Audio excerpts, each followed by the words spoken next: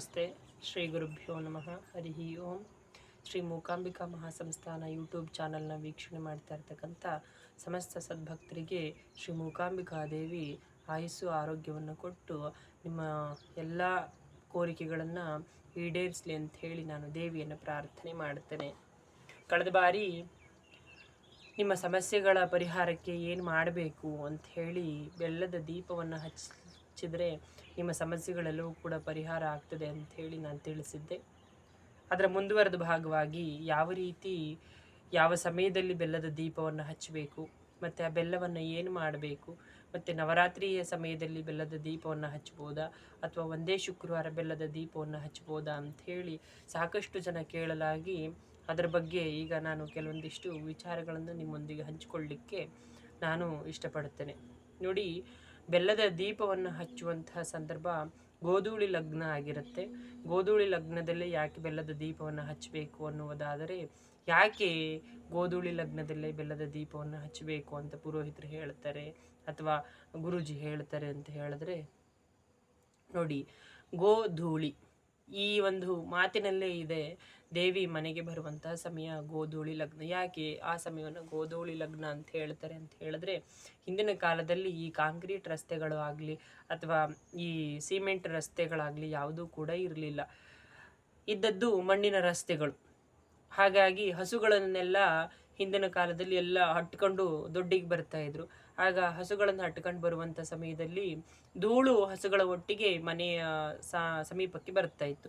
ಆ ಧೂಳಿನಲ್ಲಿ ದೇವಿ ಬರ್ತಾಳೆ ಅನ್ನುವಂಥದ್ದು ಜನಗಳ ನಂಬಿಕೆ ಅಥವಾ ವಾಡಿಕೆ.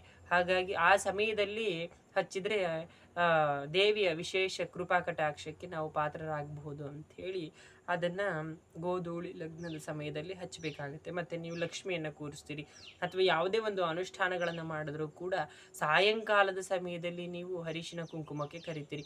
ಯಾಕೆ ಸಾಯಂಕಾಲದ ಸಮಯದಲ್ಲಿ ಅರಿಶಿನ ಕುಂಕುಮಕ್ಕೆ ಕರೆದಂಥ ಸಂದರ್ಭದಲ್ಲಿ ದೇವಿಯ ರೂಪದಲ್ಲಿ ಸುಮಂಗಲಿಯರು ಬಂದು ನಮ್ಮನ್ನು ಹರಸಿ ಹೋಗಲಿ ಅನ್ನುವಂಥ ಒಂದೇ ಉದ್ದೇಶಕ್ಕೆ ನೀವು ಆ ರೀತಿ ಸುಮಂಗಲಿಯರನ್ನು ಸಾಯಂಕಾಲದ ಸಮಯದಲ್ಲಿ ಅಥವಾ ಗೋಧೂಳಿ ಲಗ್ನದ ಸಮಯದಲ್ಲಿ ಆ ರೀತಿ ಕರಿತೀರಿ.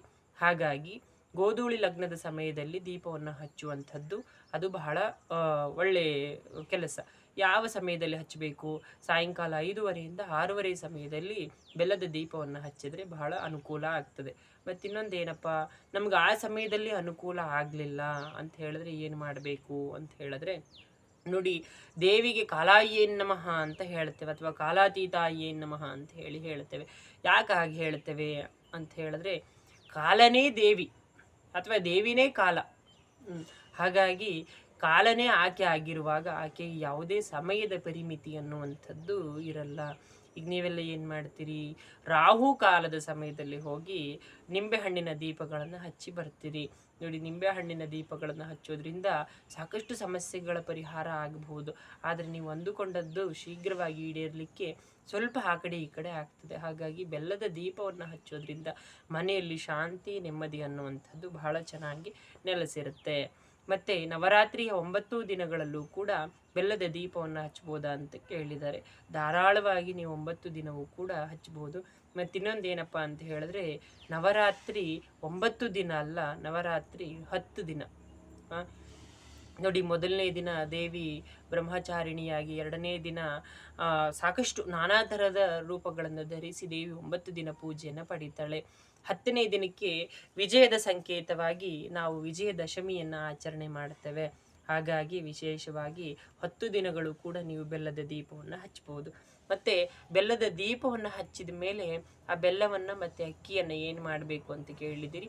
ಬೆಲ್ಲ ಮತ್ತು ಅಕ್ಕಿಯನ್ನು ಅದನ್ನು ದೇವರ ಸಾನ್ನಿಧ್ಯಕ್ಕೆ ಕೊಟ್ಟು ಪ್ರಾರ್ಥನೆ ಮಾಡಬೇಕಾಗುತ್ತೆ. ಯಾಕೆ ಕೊಡಬೇಕು ಅಂತ ಹೇಳಿದ್ರೆ, ನೋಡಿ, ಈಗ ಬೆಲ್ಲದ ದೀಪವನ್ನು ಹಚ್ಚುವಂಥವರೆಲ್ಲರೂ ಕೂಡ ಬೆಲ್ಲದ ದೀಪವನ್ನು ಹಚ್ಚೋರೆಲ್ಲರೂ ಕೂಡ ಸುಮಂಗಲಿಯರು. ಆ ಸುಮಂಗಲಿಯರು ಏನು ಮಾಡ್ತೀರಿ, ನೀವು ದೇವ್ರ ಮನೆಯಲ್ಲಿ ಕೂತು ಪೂಜೆಯನ್ನು ಮಾಡ್ತಾ ಇರ್ತೀರಿ. ಯಾವುದೋ ನಿಮ್ಮ ಮಗುನೇನೆ, ಯಾವುದೋ ಮಗು ಅಂತಲ್ಲ, ನಿಮ್ಮ ಮಗುನೇನೆ ಅಡಿಗೆ ಮನೆಯಲ್ಲಿ ಹೋಗಿ ದಪ್ಪನೆ ಒಂದು ಪಾತ್ರೆ ಎತ್ತು ಹಾಕ್ತದೆ. ಅವಾಗೇನು ಆ ಮಕ್ಕಳಿಗೆ ನೀವು ಬೈತೀರಿ, ದೇವ್ರ ಮುಂದೆ ಕೂತು ಮಕ್ಕಳಿಗೆ ಬೈತೀರಿ. ಅವಾಗ ಏನಾಗುತ್ತೆ, ಆ ಬೈಗಳಗಳು ನಿಮ್ಮ ಮಕ್ಕಳಿಗೆಲ್ಲ ದೇವರಿಗೆ ಬೈದ ಹಾಗೆ ಆಗುತ್ತೆ.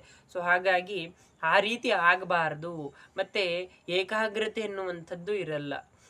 ಹಾಗಾಗಿ ಏಕಾಗ್ರತೆ ಇಲ್ಲದೆ ಇರೋದ್ರಿಂದಾಗಿ ನೀವು ಅದನ್ನ ದೇವರ ಸಾನ್ನಿಧ್ಯಕ್ಕೆ ತಗೊಂಡೋಗಿ ಕೊಟ್ಟಾಗ ಅದನ್ನ ಹೋಮಗಳಿಗೆ ಬಳಸ್ಕೊಳ್ಳುತ್ತಾರೆ. ಈಗ ನಮ್ಮ ಮೂಕಾಂಬಿಕಾ ದೇವಸ್ಥಾನದಲ್ಲಿ ಆಗಲಿ ಪ್ರತಿ ಶುಕ್ರವಾರಗಳು ಕೂಡ ಬೆಲ್ಲದ ದೀಪ ಹಚ್ಚಿದವರು ಅವರಿಗೆ ಯಾವ ಸಮಯದಲ್ಲಿ ದೇವಸ್ಥಾನಕ್ಕೆ ಬರಲಿಕ್ಕೆ ಸಾಧ್ಯ ಆಗುತ್ತೋ ಆ ಸಮಯದಲ್ಲಿ ಬೆಲ್ಲದ ದೀಪ ಏನು ಹಚ್ಚಿರ್ತಾರೆ ಅದನ್ನು ತಂದು ಕೊಡ್ತಾರೆ. ಅಕ್ಕಿ ಬೇರೆ ಮತ್ತು ಬೆಲ್ಲನೇ ಬೇರೆ ಸಪರೇಟ್ ಮಾಡಿ ನೀವು ತಂದು ಕೊಡಬೇಕಾಗತ್ತೆ. ಅಥವಾ ಯಾವುದಾದ್ರೂ ನಿಮ್ಮ ಹತ್ತಿರದ ದೇವಿ ದೇವಸ್ಥಾನಗಳಿಗೆ ಅದನ್ನು ಕೊಟ್ಟರೆ ಬಹಳ ಅನುಕೂಲ ಅನ್ನುವಂಥದ್ದು ಆಗ್ತದೆ. ಮತ್ತು ಒಂದೇ ದಿನ ಬೆಲ್ಲದ ದೀಪ ಹಚ್ಬೋದಾ ಅಂತ ಕೇಳಿದ್ರೆ ಧಾರಾಳವಾಗಿ ಹಚ್ಬೋದು. ಆದರೆ ನಿಮ್ಮ ಸಂಕಲ್ಪ ಪರಿಪೂರ್ಣವಾಗಿರಬೇಕು. ನಿಮ್ಮ ಸಂಕಲ್ಪ ಸರಿಯಾದಂಥ ಸಮಯದಲ್ಲಿದ್ದರೆ ಅಥವಾ ಸರಿಯಾದಂಥ ಕ್ರಮದಲ್ಲಿದ್ದರೆ ದೇವಿ ಖಂಡಿತವಾಗೂ ನಿಮಗೆ ಅನುಗ್ರಹ ಮಾಡ್ತಾಳೆ. ನೋಡಿ, ನಾವು ಹೇಳ್ತೇವೆ ಮಂತ್ರಾದಿದೀನಾಹ ದೇವತಾಹ ವಶಿಷ್ಯತೆ ಅಂತ ಹೇಳಿ. ಯಾಕೆ ಈ ಮಂತ್ರವನ್ನು ಹೇಳ್ತಾ ಇದ್ದಾರೆ ಆಚಾರ್ಯವರೇಣ್ಯರು ಅಂತ ಹೇಳಿದ್ರೆ, ಮಂತ್ರದಲ್ಲಿ ಶಕ್ತಿ ಅನ್ನುವಂಥದ್ದು ಅಡಗಿರುತ್ತೆ. ನೋಡಿ, ನಾವು ಯಾವುದೇ ಹೋಮಗಳನ್ನು ಮಾಡುವಾಗಲಿ ಹವಿಸ್ಸನ್ನು ಸಮರ್ಪಣೆ ಮಾಡುವಾಗ ಒಂದೇ ಮಂತ್ರವನ್ನು ಹೇಳಿ ಅಗ್ನಿಗೆ ಹವಿಸ್ಸನ್ನು ಸಮರ್ಪಣೆ ಮಾಡ್ತೇವೆ. ಯಾಕೆ? ಈಗ ನೋಡಿ, ನೀವು ನಿಮ್ಮ ಮಗನಿಗೆ ಅಥವಾ ನಿಮ್ಮ ಮಕ್ಕಳಿಗೆ ಏನು ಹೆಸರನ್ನ ಇಟ್ಟಿರ್ತೀರಿ ಅದೇ ಹೆಸರನ್ನ ಕರೆದ್ರೆ ಮಾತ್ರ ನಿಮ್ಮ ಮಕ್ಳುಗಳು ಬರ್ತಾರೆ. ಬೇರೆ ಹೆಸರನ್ನ ಕರೆದ್ರೆ ನಿಮ್ಮ ಮಕ್ಳುಗಳು ಹೇಗೆ ಬರ್ಲಿಕ್ಕೆ ಸಾಧ್ಯ? ಹೌದಾ? ಸೊ ಮೂಲ ಮಂತ್ರ ಅನ್ನುವಂಥದ್ದು ಏನಿರುತ್ತೆ ಅದೇ ಮೂಲ ಮಂತ್ರವನ್ನೇ ಹೇಳಿ ನಾವು ಅನುಷ್ಠಾನಗಳನ್ನು ಅಥವಾ ಹೋಮ ಹವನಗಳನ್ನು ಮಾಡಬೇಕಾಗತ್ತೆ. ಹಾಗೆ ನೀವು ಬೆಲ್ಲದ ದೀಪವನ್ನು ಹಚ್ಚುವಾಗ ಓಂ ದುಂ ದುರ್ಗಾಯೇ ನಮಃ, ಓಂ ದುಂ ದುರ್ಗಾಯೇ ನಮಃ, ಓಂ ದುಂ ದುರ್ಗಾಯೇ ನಮಃ, ಓಂ ದುಂ ದುರ್ಗಾಯೇ ನಮಃ, ಓಂ ದುಂ ದುರ್ಗಾಯೇ ನಮಃ ಅಂತ ಹೇಳೋದ್ರಿಂದ ನೀವು ವಿಶೇಷವಾದಂತಹ ಫಲಗಳನ್ನು ನೀವು ಸಿದ್ಧಿ ಮಾಡ್ಕೊಳ್ಬಹುದು. ಮತ್ತು ಇನ್ನೊಂದೇನಪ್ಪ ಅಂತ ಹೇಳಿದ್ರೆ, ನೋಡಿ, ದುರ್ಗಾನಾಮ ಕೋಟಿಯನ್ನು ದುರ್ಗಾ ಓಂ ದುಂ ದುರ್ಗಾಯೇ ನಮಃ ಅಂತ ಹೇಳಿ ಕೋಟಿ ಬಾರಿ ಬರೆದ್ರೆ ದೇವಿ ನಿಮಗೆ ಪರಿಪೂರ್ಣವಾಗಿ ಒಲಿತಾಳೆ ಅನ್ನುವಂಥದ್ದು ಅದು ನಮ್ಮ ದೇವಸ್ಥಾನದ ಭಕ್ತರ ನಂಬಿಕೆ. ಮತ್ತು ಅದು ಆಗಿದೆ.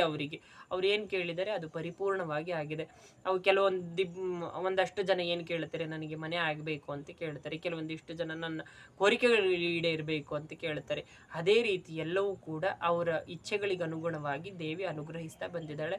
ಮೂಕಾಂಬಿಕಾ ದೇವಿ ಅಂತ ಹೇಳಿದ್ರೆ ಮಹಾಲಕ್ಷ್ಮಿ, ಮಹಾಕಾಳಿ, ಮಹಾಸರಸ್ವತಿಯ ತ್ರಿಗುಣಾತ್ಮಕ ಅಂಶಗಳನ್ನು ಹೊಂದಿದವಳು ದೇವಿ ಮೂಕಾಂಬಿಕಾ.